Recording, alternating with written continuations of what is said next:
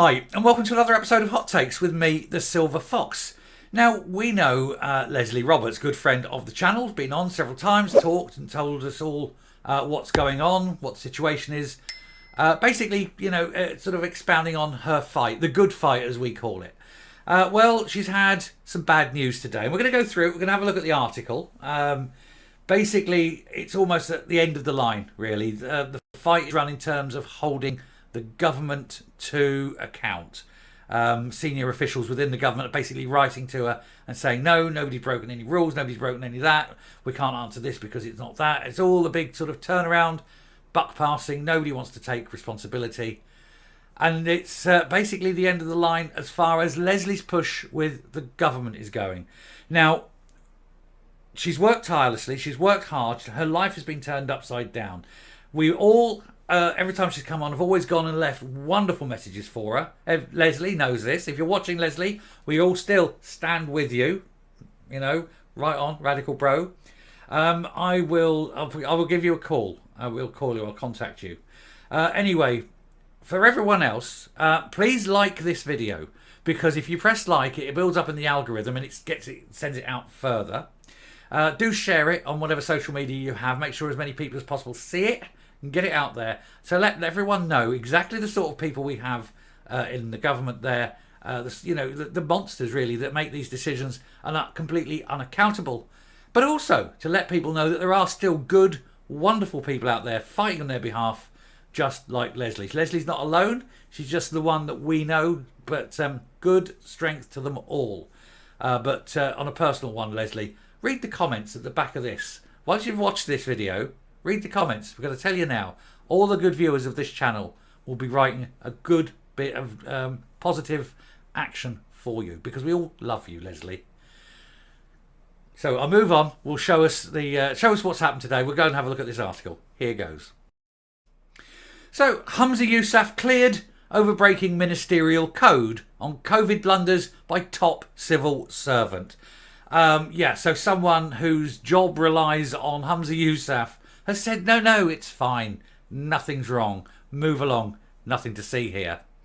Whistleblowing nurse Lesley Roberts says she is now at the end of the line with her attempt to have the current and former SNP ministers held to account politically for their errors during the COVID pandemic. The police and public inquiry may yet have a final say, however, and we do hope so. She's given the evidence across to the police. They are investigating it. There is boxes. I can't remember the number. She said 27 boxes or something. Incredible amount of evidence. 27 files or something. Whatever it is, it's a lot of evidence. She's given that over to the police. The police are sifting through that, and hopefully they'll come up with a charge. But again, don't hold your breath, considering who basically runs the police. But that's the way it is. There are the inquiries, of course, but again, how much of that will come out, how much of it will be covered up? Again, this is the establishment wiping its own arse, isn't it? Anyway, we thank Lesley, but we will get into this. She has been on, of course, we've talked several times.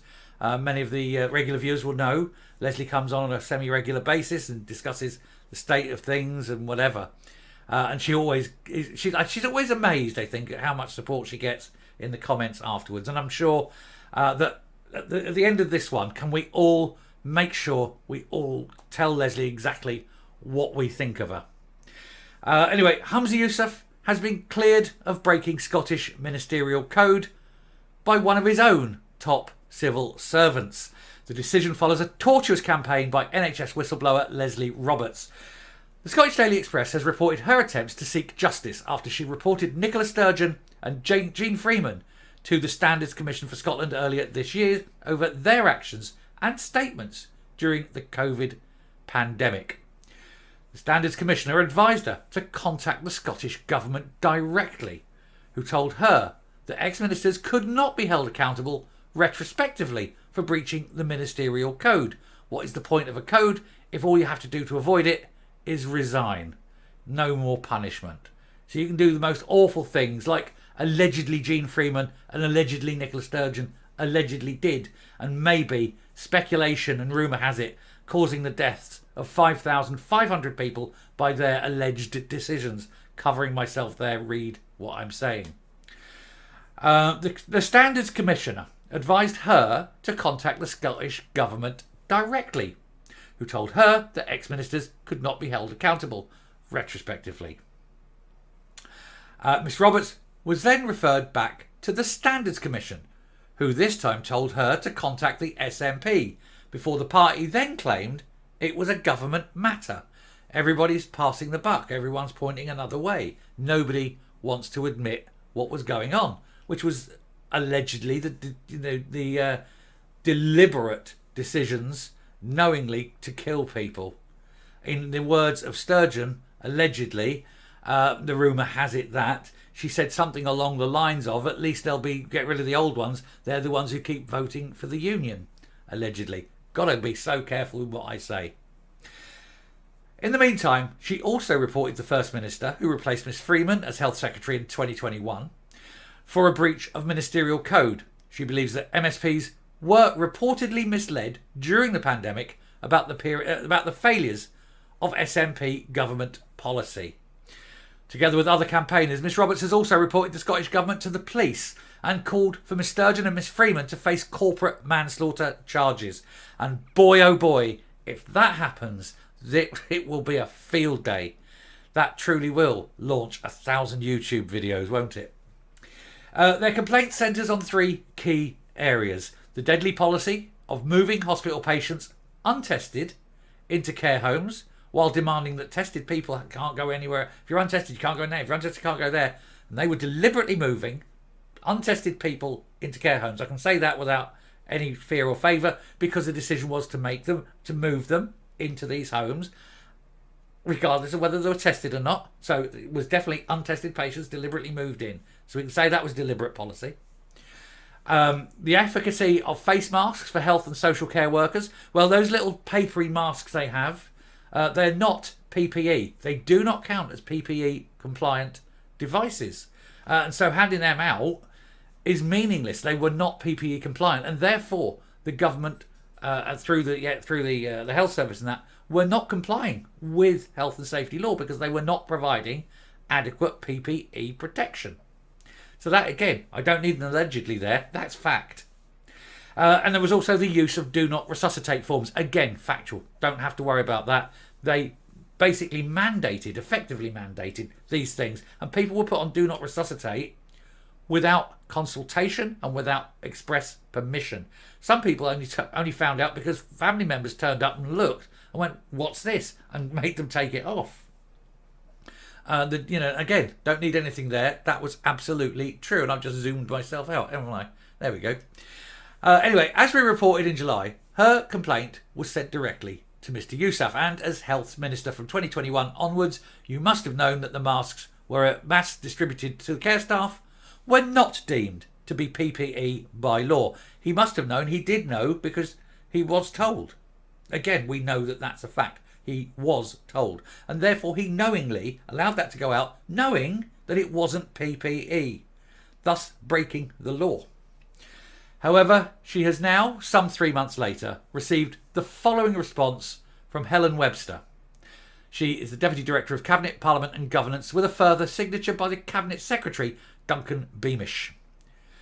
Her letter states, "Thank you for your emails of the 17th of July and the 14th of September to the First Minister, in which you set out your concerns about the Scottish Government's handling of the COVID-19 pandemic and suggested that the First Minister had breached the Scottish Ministerial Code. I am responding as the Deputy Director in the Scottish Government with policy responsible for the Ministerial Code. Please accept my apologies for the delay in replying to your correspondence.